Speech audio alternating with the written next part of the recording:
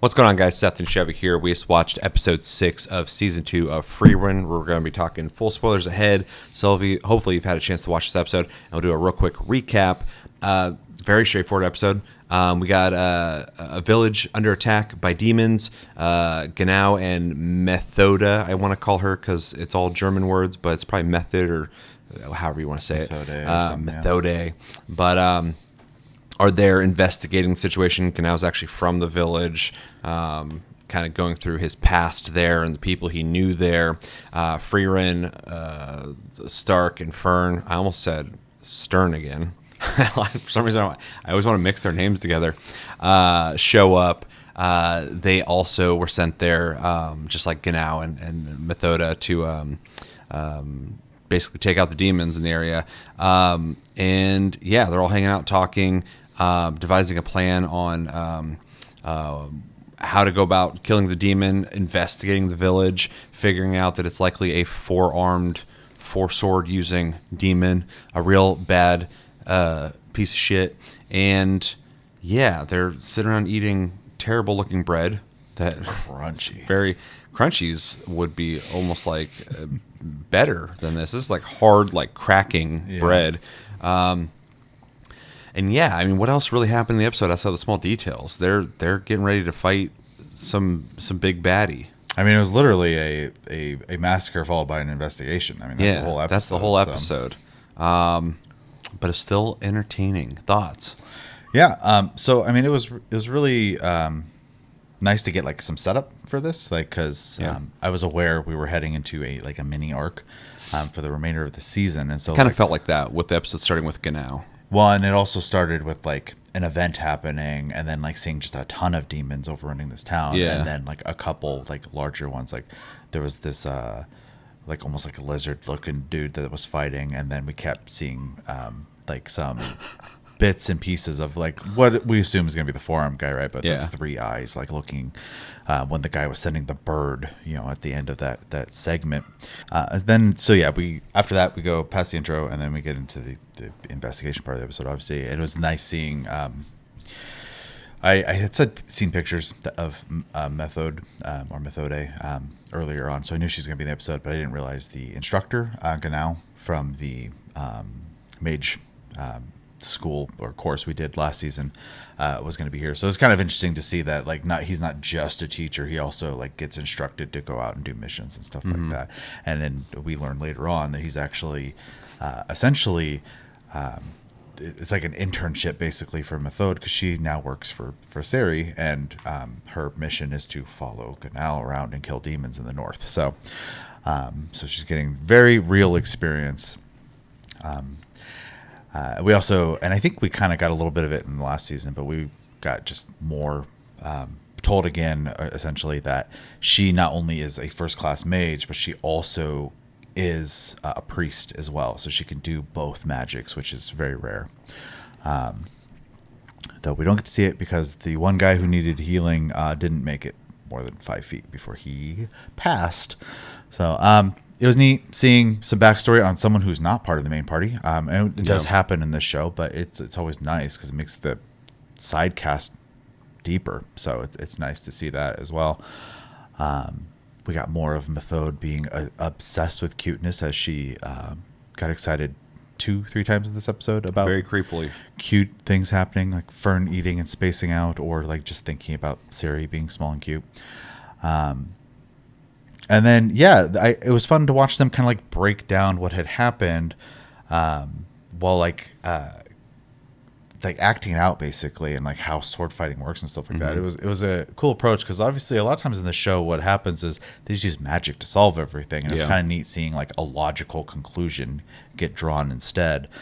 And even like the teacher, a lot of the time when he's talking, he's kind of hard, like, right, because he's all the mages in the show are very like robotic in the way they like act, but when he's expressing himself, he's not only expressing logic, but he also does express some empathy about like understanding how the church feels, even though he doesn't necessarily agree with them, but he gets like why they feel that way and stuff like that, when it comes to like burial versus cremation, in the case when they're having that conversation. So it's really interesting, because like if you talk to him, and I kind of relate, sadly, he's very like flat.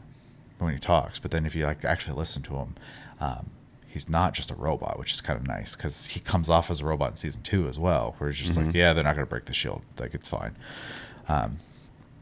But yeah, it was cool to kind of delve deeper into his character because he was just a teacher before, so it's fun. We get a new character while also in the same episode we're progressing into the story, learning about this demon who's likely a four-armed like Naga type demon, and even when they brought that up and we got the flash of the image of the demon, it seemed like Ganao was kind of aware of who it could be. So this could just be like a big deal, like maybe it's one of the demon generals, right? Because we know some of them are still alive. I feel like it's got to be something big because they're like building it up. I mean, it's only been one episode, but like they're really, the whole episode was set up to investigate who this is and find out this whole unraveling narrative. So, well, they also emphasized that the main guard that was guarding the town was stronger than Stark, and he had slashed all over his body, which is who they were using basically to figure out that it was 4 swords instead of 2, or even 1, right? So, so that's also interesting. But there'll be 4 or 5 of them, going through this. So, I'm looking forward to seeing where it goes. It was a very good setup. And in typical fashion, the show mixes in some fun bits, like the very loud crunching noises every time they eat bread that they commented on. Even they're like, I don't think bread's supposed to sound like this when you eat it. And then her being like creepy about cute stuff. They do a good job of mixing in these subtle humors while even the part where the message was given to Frieren while she was sleeping and everybody's just watching her sleep. Yeah, she sleeps like a cat with a squirrel running on her back. Yeah, so. Yeah, it's ridiculous. Yeah, I enjoyed it. Yeah, I enjoyed it too. We're currently, and I won't say anything here because this isn't a review for JJK, but we're currently watching JJK episodically right now and doing reviews, and we're doing reviews for this episodically.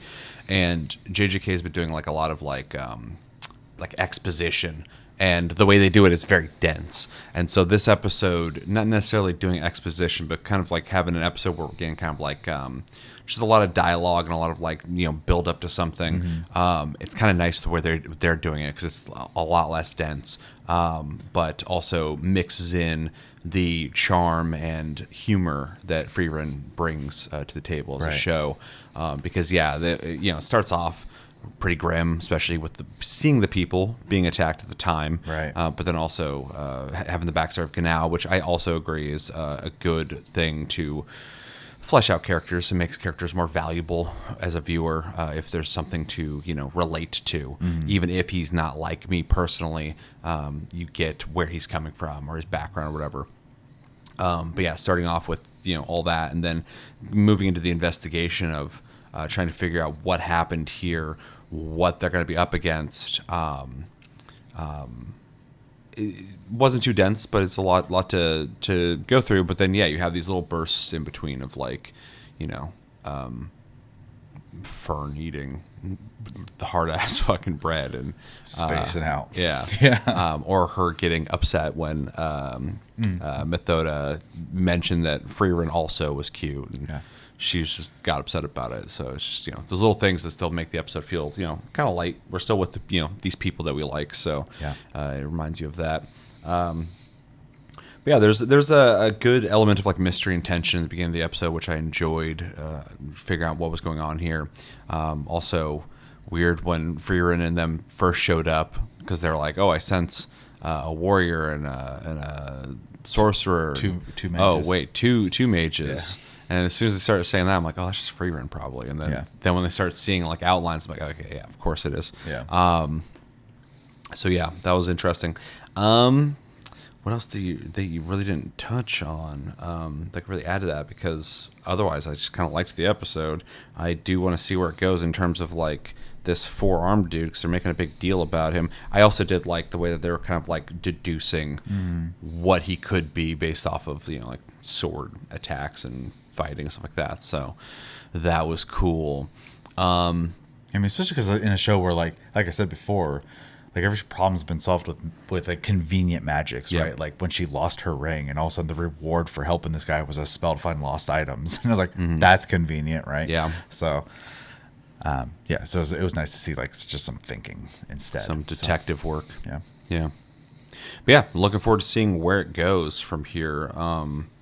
specifically, I want to see this demon that they're talking about, because it does feel like they're kind of building him up as more than just the next bounty to knock out for some quick money. Like, it seems like there's some stakes, specifically because Genau has some invested interest in this, because this is where he grew up, and these are people he knew, and they're all dead. So regardless if he thinks he cares or not. So. Yeah, which is with characters like him, they'll say that kind of stuff, but then they actually do care. So.